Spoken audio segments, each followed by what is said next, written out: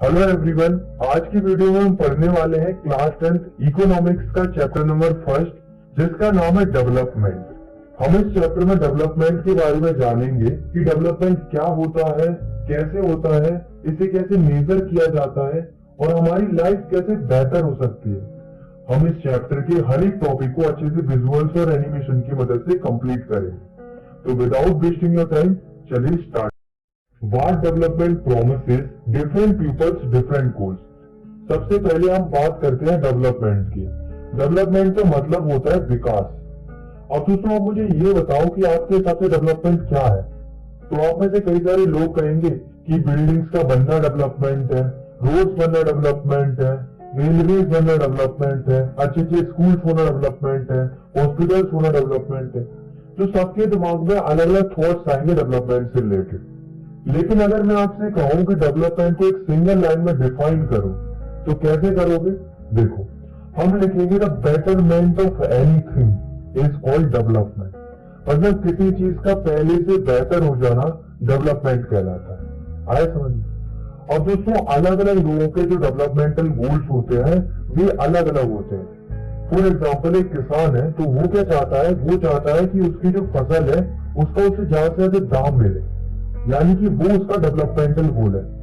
Similarly, एक मजदूर है तो वो क्या चाहता है? वो चाहता है कि उसे एक दिन की ज्यादा से ज्यादा मजदूरी मिले, तो वो उसका डेवलपमेंटल गोल है। जैसे मान लो एक लड़का है, उसे कार चाहिए, तो कार उसके लिए डेवलपमेंटल गोल है। एक लड़की है, उसे सिंगर बनना है, तो सिंगर बनना उसके लिए डेवलपमेंटल गोल है। तो यहां से हमें क्या पता चला कि अलग अलग लोगों के जो डेवलपमेंटल गोल्स होते हैं वे अलग अलग होते हैं, यानी कि different pupils can have different developmental goals।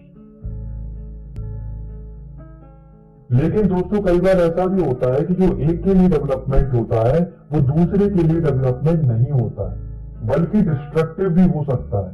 For example, आप चाहते हो कि डैम बन जाए क्योंकि इससे हमें फायदा है, हमें अच्छी इलेक्ट्रिसिटी मिलेगी, प्लस अच्छी वाटर सप्लाई भी मिलेगी। लेकिन दोस्तों, जो वहां की ट्राइबल पॉपुलेशन है उनके लिए ये अच्छा नहीं है, क्योंकि अगर डैम बनता है तो उन्हें तो अपनी पोजीशन छोड़नी पड़ेगी और उन्हें कहीं और शिफ्ट होना पड़ेगा। तो यही मैं आपको बताना चाहता हूं कि जो एक के लिए डेवलपमेंट होता है वो जरूरी नहीं है कि वो दूसरे के लिए भी डेवलपमेंट ही हो, बल्कि नुकसानदायक भी हो सकता है, जैसा कि हमने इस एग्जाम्पल में भी देखा। तो हम लिख सकते हैं, what may be development for one may not be development for other, it may be destructive. Next topic है हमारा इनकम एंड अदर गोल्स। दोस्तों, आज के समय में सबके अलग अलग गोल्स हैं, लेकिन सब में एक चीज कॉमन है, सबको पैसा जरूर चाहिए। एक किसान है, उसको अपनी फसलों का अच्छा दाम चाहिए। एक मजदूर है, उसे एक दिन की ज्यादा से ज्यादा मजदूरी चाहिए। एक बिजनेसमैन है तो उसे ज्यादा से ज्यादा प्रॉफिट चाहिए। अगर मैं साफ साफ शब्दों में कहूं तो एवरीबॉडी वांट्स मोर इनकम, या हम कह सकते हैं एवरीबॉडी वांट्स मोर मनी। सबको पैसा जरूर चाहिए। लेकिन दोस्तों, ये एक रियलिटी है कि पैसा ही सब कुछ नहीं होता। ऐसा मैं क्यों कह रहा हूं, इसके पीछे रीजन है। देखो, इस दुनिया में दो तरह के गोल्स होते हैं। एक होते हैं मटेरियलिस्टिक गोल्स, जिन्हें हम पैसों से खरीद सकते हैं, जैसे कि घर, कार, क्लॉथ, फ्रिज। तो ये मटेरियलिस्टिक गोल्स होते हैं। दूसरे होते हैं नॉन मटेरियलिस्टिक गोल्स, जिन्हें हम पैसों से नहीं खरीद सकते, जैसे कि equality, freedom, friendship, love, security, respect. तो ये नॉन मटेरियलिस्टिक गोल्स होते हैं। तो कहने का मतलब ये है कि इंसानों के डेवलपमेंट के लिए पैसा ही सब कुछ नहीं होता, बल्कि उसके साथ साथ लोगों को इन सब की भी जरूरत होती है। जैसे मान लो एक व्यक्ति है, उसकी एक बाहर की कंट्री में जॉब लग गई, उसे खूब पैसा मिल रहा है, बहुत सारा से कमा भी रहा है, लेकिन वहां पर उसके साथ डिस्क्रिमिनेशन हो रहा है, यानी कि उसे इक्वालिटी नहीं मिल रही है, जॉब सिक्योरिटी नहीं मिल रही है, रिस्पेक्ट नहीं मिल रही है। अब आप खुद ही सोचो कि क्या वो अपने आप को डेवलप फील कर पाएगा? नहीं ना। तो यही मैं आपको बताना चाहता हूं कि money is not enough for development.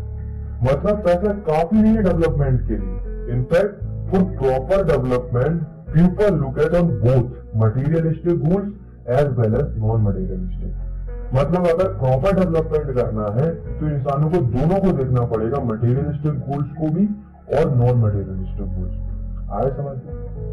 और आपने एक और चीज नोटिस की कि जो हमारा टॉपिक था इनकम एंड अदर गोल्स, वो भी हमें यही बताना चाह रहा है कि इनकम तो जरूरी है ही, लेकिन उसके साथ साथ अदर गोल्स भी जरूरी होते हैं। नेशनल डेवलपमेंट, दोस्तों अभी तक हमने जो पढ़ा वो पर्टिकुलर एक व्यक्ति के लिए था। हमने ये जाना कि डेवलपमेंट का मतलब एक व्यक्ति के हिसाब से क्या होता है, लेकिन इस टॉपिक में हम जानेंगे कि पूरे नेशन का डेवलपमेंट कैसे होता है, मतलब पूरी कंट्री का डेवलपमेंट कैसे होता है। तो यहाँ पर भी लोगों के अलग अलग थॉट्स होते हैं। कुछ लोग कहते हैं कि देश का डेवलपमेंट तब होगा जब देश की सड़कें अच्छी होंगी। कुछ लोग कहते हैं कि देश का डेवलपमेंट तब होगा जब हेल्थ सेक्टर इंप्रूव करेगा। कुछ लोग कहते हैं कि देश का डेवलपमेंट तब होगा जब एजुकेशन सिस्टम इंप्रूव करेगा। कुछ लोग तो ये भी कहते हैं कि देश का डेवलपमेंट तब होगा जब पेट्रोल का दाम कम होगा।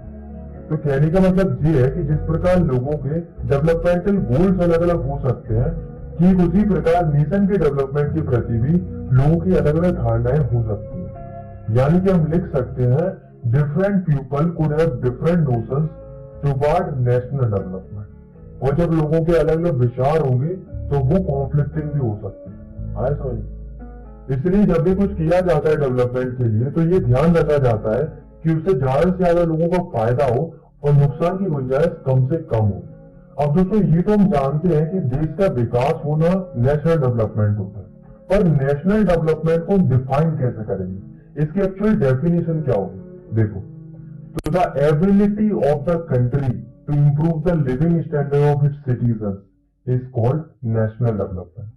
मतलब जब देश के नागरिकों का लिविंग स्टैंडर्ड इंप्रूव होगा तब हम कहेंगे कि नेशनल डेवलपमेंट हो रहा है। मतलब वही बात है, देश तरक्की जब करेगा जब देश के लोग तरक्की करेंगे। और देश के लोग कब तरक्की करेंगे? जब उन्हें अच्छी एजुकेशन मिलेगी, अच्छी मेडिकल केयर मिलेगी, पब्लिक फैसिलिटीज मिलेंगी, लोगों को एम्प्लॉयमेंट मिलेगा, तो देश अपने आप तरक्की करेगा। ऐसा नहीं। How to compare different countries और स्टेट्स? आपने देखा होगा कि कोई कंट्री डेवलप्ड होती है, कोई कंट्री अंडर डेवलप्ड होती है। तो ये पता कैसे चलता है कि ये कंट्री डेवलप्ड है या अंडर डेवलप्ड है? तो ये हम पता करते हैं इनकम के बेसिस, मतलब कोई कंट्री कितना कमाती है, इस आधार पर हम कंपेयर करते हैं कि वो कंट्री डेवलप्ड है या नहीं है। जिस कंट्री की जितनी ज्यादा इनकम होगी वो कंट्री उतनी ही ज्यादा डेवलप्ड होगी। तो हम लिख सकते हैं for comparing countries their income is considered to be one of the most important attribute. तो यहाँ पर ध्यान देना, मैंने क्या बोला? One of the most important attribute. मतलब इनकम जो है वो one of the most important attribute है कंट्रीज को कंपेयर करने के। इसके अलावा भी बहुत सारे होते हैं जिन्हें हम आगे डिस्कस करेंगे। तो जब भी कंट्रीज को कंपेयर किया जाता है तो सबसे पहले देखी जाती है उसकी इनकम। वो भी कौन सी इनकम? पर कैपिटा इनकम, जिसे हम एवरेज इनकम भी कहते हैं। तो क्या होती है पर कैपिटा इनकम?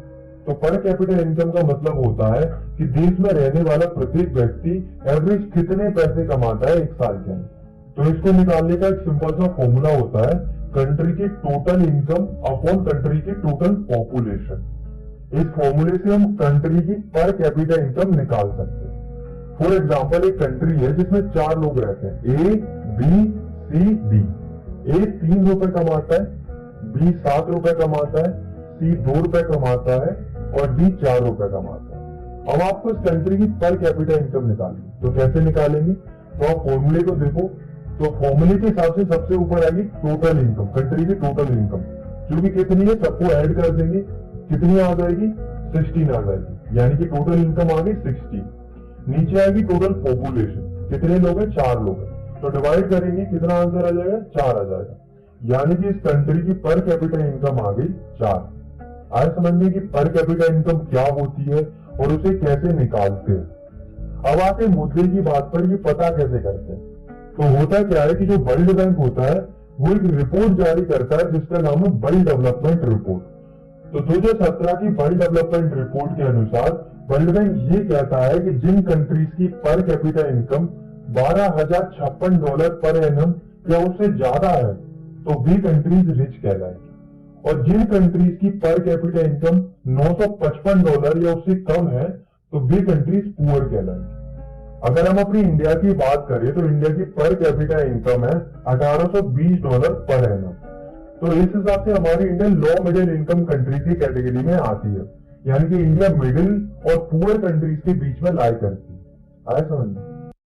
तो वर्ल्ड बैंक के हिसाब से जितनी भी रिच कंट्रीज होती है वे जनरली डेवलप्ड कंट्रीज कहलाती है, middle east and certain other small countries को छोड़कर। ऐसा क्यों? ऐसा इसलिए क्योंकि केवल इनकम ही डेवलपमेंट को डिफाइन नहीं करती है, अकेले इनकम से ही काम नहीं चलता है। बल्कि इनकम के अलावा भी बहुत सारे क्राइटेरिया होते हैं, जैसे कि freedom, security, health, education, equality, इन सब पर भी नेशनल डेवलपमेंट डिपेंड करता है। आए समझ? इसी कंसेप्ट को और अच्छे से समझने के लिए हम पढ़ते इस टॉपिक को जिसका नाम है इनकम एंड अदर क्राइटेरिया, मतलब इनकम के अलावा और कौन कौन से क्राइटेरिया होते हैं। तो इसे हम समझते हैं कुछ स्टेट्स के एग्जाम्पल से, जो कि है हरियाणा, केरला एंड बिहार। तो सबसे पहले हम देखते हैं इनकी पर कैपिटा इनकम। तो हरियाणा की जो पर कैपिटा इनकम है वो है 1,80,174 रुपीज। सिमिलरली केरला की पर कैपिटा इनकम है 1,63,475 रुपीज एंड बिहार की पर कैपिटा इनकम है 34,409 रुपीज।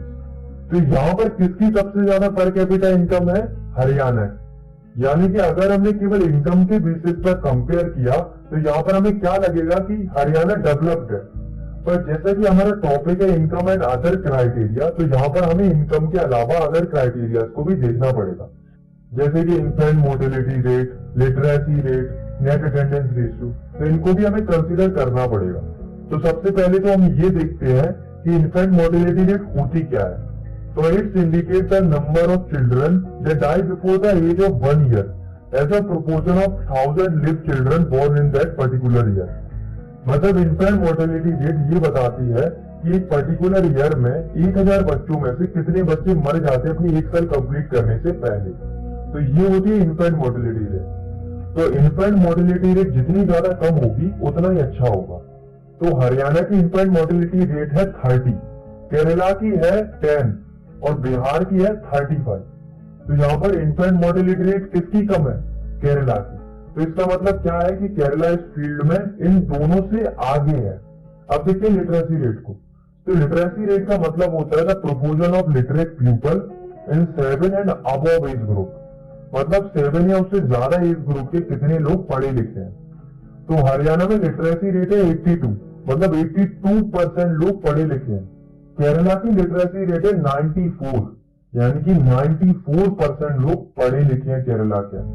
और बिहार की लिटरेसी रेट है 62, यानी कि बिहार में 62% ही लोग पढ़े लिखे हैं। तो यहाँ पे हमें क्या पता चला कि जितनी ज्यादा लिटरेसी रेट उतनी ही ज्यादा पढ़े लिखे लोग। तो यहाँ पर सबसे अच्छी लिटरेसी रेट किसकी है? केरला की।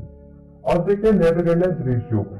तो ये क्या होता है देखो, तो the total number of children of age group 14 and 15 years attending school as percentage of total number of children in the same age group. मतलब 14 से 15 साल के जो बच्चे हैं उनमें से कितने बच्चे स्कूल अटेंड करते हैं। तो अगर हम देखें हरियाणा को, तो हरियाणा का नेट अटेंडेंस रेशियो है 61, मतलब हरियाणा में से इस ग्रुप के हर एक 100 बच्चों में से केवल 61 बच्चे स्कूल अटेंड करते हैं। वही अगर हम देखें केरला को, तो केरला का नेट अटेंडेंस रेशियो है 83, मतलब इस ग्रुप में हर 100 बच्चों में से 83 बच्चे स्कूल अटेंड करते हैं। अगर हम देखें बिहार का, तो बिहार का नेट अटेंडेंस रेशियो है 43, मतलब 100 बच्चों में से केवल 43 बच्चे ही स्कूल अटेंड करते हैं। तो यहाँ पर भी बेस्ट कौन है? केरला, क्योंकि केरला का सबसे ज्यादा नेट अटेंडेंस रेशियो। आया समझिए? अब आप इस पूरे डाटा को जरा ध्यान से देखो। तो यहाँ से हमें क्या पता चला कि भले ही हरियाणा की पर कैपिटा इनकम ज्यादा थी, लेकिन बाकी फैक्टर्स में हरियाणा पीछे था। तो कहने का मतलब ये है कि इनकम ही इकलौता क्राइटेरिया नहीं होना चाहिए कंट्रीज या स्टेट्स को कंपेयर करने का, बल्कि इनकम के साथ साथ हेल्थ और एजुकेशन का भी बहुत इंपॉर्टेंट रोल होता है डेवलपमेंट। अब देखो ना कि केरला इन सब फील्ड में आगे क्यों था, क्योंकि केरला में एजुकेशन और हेल्थ फैसिलिटीज अच्छी थी। आया समझ? इसी से रिलेटेड एक बहुत ही अच्छी लाइन है जो कि है money in your pocket can not buy all the goods and services that you may need to live well. इसका मतलब ये है कि जो आपके पास पैसा है वो सारी चीजें नहीं खरीद सकता जो जीने के लिए जरूरी होती है। फॉर एग्जाम्पल आप खुद ही सोचो, क्या हम पैसे की मदद से एक पॉल्यूशन फ्री एनवायरनमेंट खरीद सकते हैं? नहीं ना। सिमिलरली क्या हम पैसे की मदद से इन्फेक्शन होने से रोक सकते हैं? ऐसा तो नहीं होगा ना कि इन्फेक्शन आपसे पूछेगा कि आप पैसे वाले हो या गरीब हो। इन्फेक्शन तो कभी भी किसी को भी हो सकता है। इसीलिए इनकम के साथ साथ अदर फैक्टर्स को भी कंसीडर करना चाहिए। पब्लिक फैसिलिटीज, तो जैसा कि नाम से ही पता चल रहा है कि ऐसी फैसिलिटी जो पब्लिक को दी जाती है गवर्नमेंट के द्वारा, ताकि लोग अच्छे से अपना जीवन जी सके और उनका ओवरऑल डेवलपमेंट हो सके। उन्हें पब्लिक फैसिलिटीज कहते हैं। तो हम लिख सकते हैं public facilities are the those basic facilities which are provided to all citizens by the government for their well-being and overall development.